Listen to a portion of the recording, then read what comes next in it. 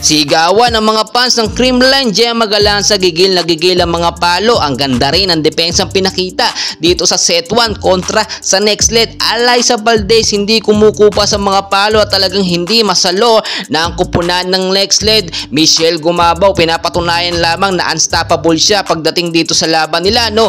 At itong matindi, game changer, Risa Sato, magandang galawan, hindi mabasa or hindi mabasa-basa na ang kupunan ng next lead. Tots Carlos, pinaglaro dito sa set 1 para sa magandang rotasyon ng Creamline Cool Smashers. Mapigalansa, ang ganda ng dalawang set niya, which is nakakuha pa nga ng puntos para sa Creamline Cool Smashers. Well guys, laban na nga po, no? Creamline Cool Smashers kontra dito sa kupunan ng next lead at per 6 lineup ng CCS. Nakita nyo naman, maganda, no? Etong si Michelle Gumabaw kasama Alyssa Valdez, Risa Sato, Pangs Panada, Kyle Negrito at Gemma Galanza. First points po nakuha ng Creamline sa magandang puntos na pinakita ni Gemma Galanza. So nakita nyo yung set 1 talaga, no, dito ng ibabaw, oh, talagang lumalamang ang next lead at nakita naman natin na iiwanan po dito ang Creamline Cool Smashers dahil kinakapapa nga po ng CCS ang kanilang chemistry at momentum. Hindi pa po masyadong umaandar at pinag-aaralan ang galawan ng next lead. Ganyan pong technique or strategy ng Creamline Cool Smashers. Nakita nyo, no, dito talaga sa set 1 ay naghahabol ang Creamline, no? Bihira makaangat, no? Talagang pagka nakascore ang CCS, maangat naman ang score ng next lead. Ang nangyari po kasi sa set 1, nagkaroon ng maraming beses na ito nga pong Creamline Cool Smashers na umabot nga po ng mahigit 10 errors dito nga po sa set 1, pero okay lamang yon. Nakita natin nakuha ng CCS ang kanilang chemistry bago matapos ang set 1. Nagkaroon kasi ng magandang rotasyon ng CCS, no?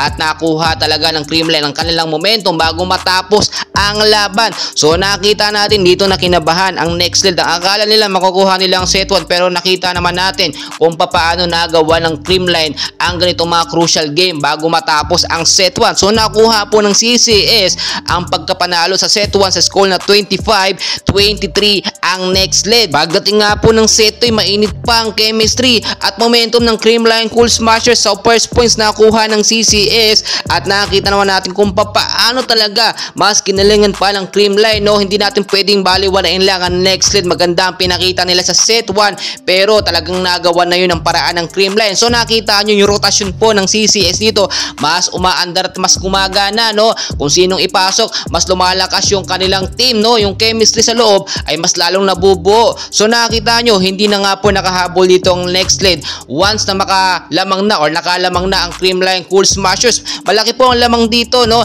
Dito nga po sa set 2 nagtapos sa score na 25 ang CCS, 60 naman ang kupunan ng next lead. And pagdating naman po ng third set ay dito naging very critical at crucial ang laban. Dikitan po ang score. First points po nakuha ng Creamline Cool Smashers at lumalamang po sa early ng set 3 itong next lead. Pero alam naman natin, no, mainit pa ang momentum ng Creamline at hindi po nilang pinabayaang makaangat ang score ng next lead. Do may mga error, no, ang parehas na team, hindi naman maiiwasan yun. Napakaganda, so far so good ng pinapakita ng Creamline at hindi po talaga tayo napahiya. Sa loob lamang ng 3 set ay tinalo ng CCS ang kupunan ng next lead. And congratulations po ulit sa ating undefeated team na Creamline Cool Smashers.